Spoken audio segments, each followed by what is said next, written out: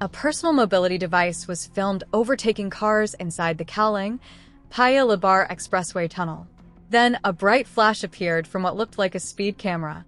But the bigger issue is not whether the camera caught the rider.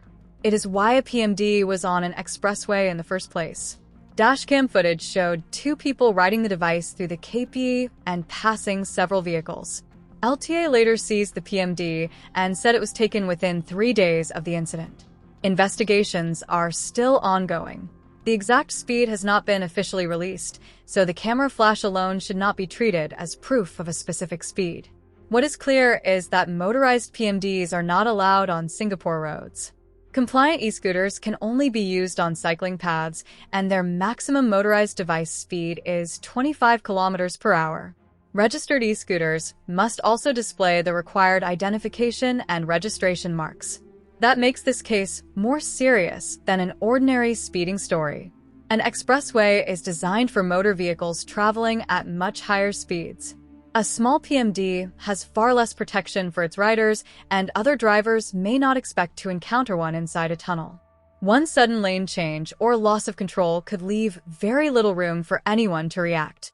There is another important point.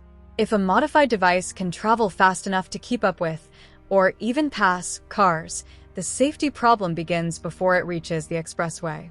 The modification itself can defeat the limits built into Singapore's active mobility rules. LTA says enforcement has been active. In the previous month, officers detected 310 offenses and impounded 100 non-compliant devices during operations involving cyclists and other device users.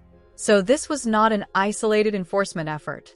The challenge is balancing active mobility with public safety. Most riders follow the rules, but heavily modified devices can create risks that normal cycling infrastructure was never designed to handle.